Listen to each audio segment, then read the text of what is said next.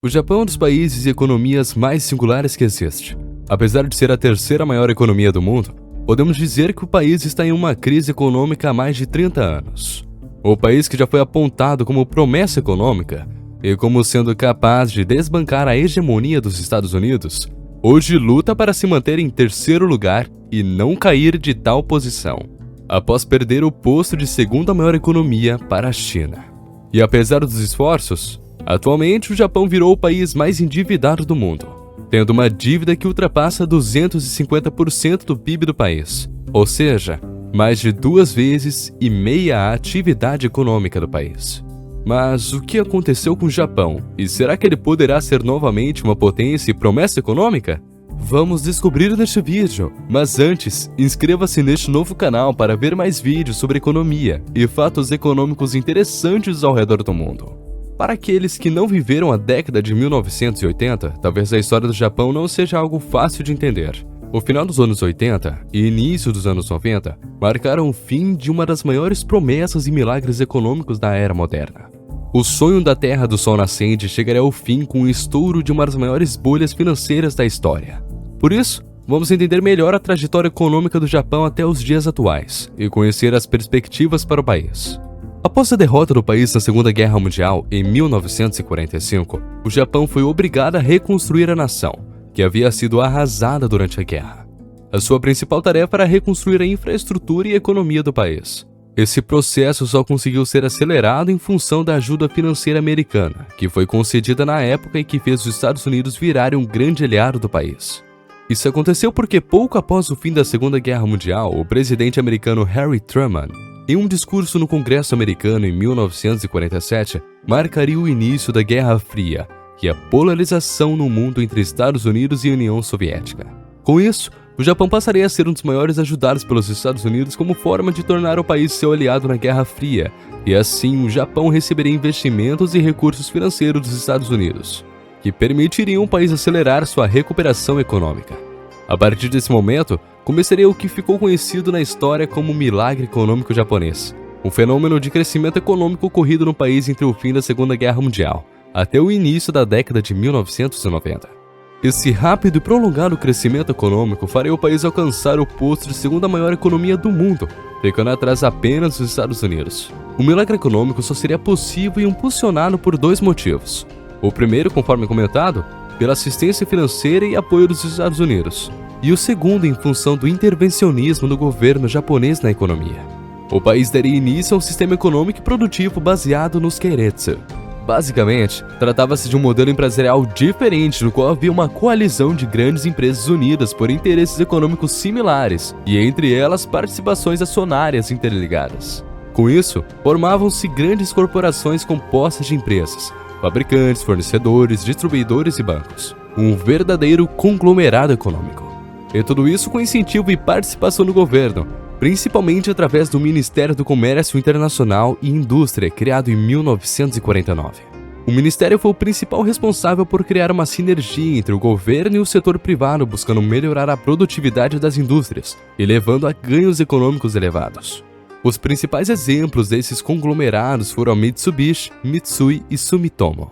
Além disso, grandes empresas como Sony, Toyota e Honda passariam a ser reconhecidas internacionalmente. O milagre econômico japonês seria dividido em 3 fases, entre os anos de 1950 e 1960, 1960 e 1980, e 1980 e 1990.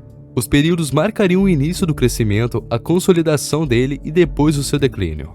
Entre 1960 e 1970, o Japão teria uma das maiores taxas de crescimento econômico do mundo. De acordo com dados do Banco Mundial, a taxa de crescimento do PIB do país alcançaria números próximos a 9% ao ano. Além disso, durante o período total de aproximadamente 35 anos, entre 1960 e 1995, a taxa de crescimento do PIB do país alcançaria números próximos a 7% ao ano. Isso faria o Japão alcançar o posto de segunda maior economia do mundo. Seu PIB sairia de aproximadamente 44 bilhões de dólares em 1960 para aproximadamente 5,5 trilhões de dólares em 1995, antes do início de sua estagnação e das décadas perdidas seguintes. O crescimento do país durante todos esses anos seria liderado por 3 pilares: investimentos, educação e exportações. No campo dos investimentos, de acordo com dados do Banco Mundial, entre 1970 e 1990, o Japão alcançaria uma taxa média de investimento de 35% do PIB do país. Todo esse investimento seria direcionado para o campo da infraestrutura, indústria e tecnologia. O país assumiria o posto de líder mundial na fabricação de aparelhos elétricos e eletrônicos, automóveis e produtos de alta tecnologia e precisão. A indústria japonesa passaria a ser reconhecida internacionalmente como referência e modelo. Essa indústria, aliada ao segundo pilar, as exportações, faria o Japão crescer economicamente. Os produtos japoneses seriam exportados e utilizados no mundo inteiro, desde carros das montadoras Honda e Toyota até os eletrônicos da Sony. Uma verdadeira revolução e dominação no consumo mundial. E o último pilar, a educação, seria o componente que sustentaria o desenvolvimento econômico do país. Nada disso seria possível se a população do Japão não possuísse o conhecimento e educação necessários para desenvolver todas essas atividades de alto padrão e ligadas à indústria. Para termos uma ideia, desde a década de 1970, o Japão possui uma das maiores taxas de alfabetização do planeta, com quase toda a sua população sendo alfabetizada. Além disso, a cultura japonesa de dedicação aos estudos e trabalho também foi um fator que colaborou para o crescimento do país. Todos esses fatores foram responsáveis por fazer o país sair de um território devastado após o fim da Segunda Guerra Mundial para uma potência econômica. Porém, todos esses pontos positivos do país não seriam suficientes para evitar o que iria acontecer. Após todos esses anos e décadas de crescimento econômico, o milagre japonês estaria próximo ao seu fim. Antes de vermos o que causou o fim do milagre econômico do Japão, não se esqueça de curtir o vídeo para trazermos mais conteúdos relevantes para você. Na metade final da década de 1980, a situação do Japão começaria a dar sinais contraditórios sobre o futuro do país. Por um lado, havia a sensação de que o Japão estava no seu auge econômico, de que nada poderia parar o país. As projeções de que a economia japonesa superaria a americana eram cada vez mais comuns nos noticiários. Além disso, o mercado financeiro era o símbolo e refletia toda essa sensação de prosperidade inabalável. Para termos uma ideia, em cerca de 5 anos, entre 1985 e 1990, o índice da Bolsa de Valores do Japão, o Nikkei, valorizaria 300%, saindo de aproximadamente 10 mil pontos para 39 mil pontos.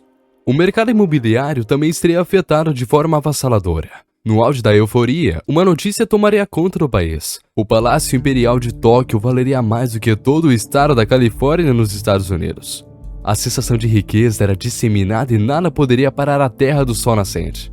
Esse era, portanto, de um lado, o cenário do otimismo e euforia em que praticamente todos os ativos do país se valorizavam. Porém, do outro lado, estava justamente o nascimento da explosão de uma das maiores bolhas financeiras da história. Essa rápida e forte valorização do mercado financeiro no Japão marcaria o pico da prosperidade do crescimento do país. Ainda em 1985, o Japão participaria do Acordo de Plaza, um acordo econômico assinado entre os Estados Unidos, Japão, Alemanha, Reino Unido e França. O objetivo do acordo foi restabelecer o equilíbrio comercial e cambial entre o dólar americano e as demais moedas, pois a economia dos Estados Unidos estava sofrendo na época com a forte valorização do dólar perante as demais moedas. Por isso, após o acordo, o dólar foi desvalorizado em cerca de 30%, enquanto o iene japonês se valorizou mais de 40%. Com isso, as exportações e a economia do Japão foram seriamente afetadas, dando início nos anos seguintes ao fim do período do milagre econômico japonês. O declínio da atividade econômica do país seria sentido pelas empresas e, com isso, suas ações na bolsa. Essa queda das ações geraria uma crise no mercado financeiro que contaminaria ainda mais a economia do país, fazendo a atividade econômica e a bolsa sofrerem sucessivos tombos e não recuperar seu patamar até os dias de hoje. Para visualizarmos, entre 1990 e 1992, a bolsa cairia aproximadamente 60%. Na sequência, sofreria novas quedas de mais de 50% até atingir o seu valor mínimo em 2003, marcando uma queda de 80% do seu pico em 1990. Nas décadas seguintes ao pico de 1990, a atividade econômica do país não voltaria ao ritmo do milagre econômico, e o país passaria a sofrer do fenômeno da deflação, ou seja, a queda contínua do nível de preços de uma economia, o que inviabiliza um ambiente econômico saudável. O governo começaria então sucessivas políticas econômicas para reerguer a economia, utilizando principalmente o instrumento da dívida pública do país. Os gastos do governo fariam o Japão inclusive alcançar o patamar de país mais endividado do mundo, com uma dívida de mais de 250% do PIB. Porém, após todos esses anos, essa política não conseguiu ter os impactos desejados. E ainda hoje, apesar de o Japão ser a terceira maior economia do mundo, o país luta para se manter neste posto após ser ultrapassado pela rival, China. E agora as perguntas que ficam são: será que o Japão conseguirá sair dessa crise que dura 30 anos? E o que vai acontecer com o país mais endividado do mundo? Bem, agora que você já sabe um pouco mais sobre a história econômica do Japão, ajuda este canal dizendo que outro país ou assunto econômico você gostaria que analisássemos. Deixe sua resposta nos comentários abaixo e não se esqueça de curtir e se inscrever em nosso canal para ver novos vídeos sobre economia e fatos econômicos interessantes ao redor do mundo. E não se esqueça de ativar o sininho para ficar por dentro das novidades deste canal. E nos vemos no próximo. Até lá!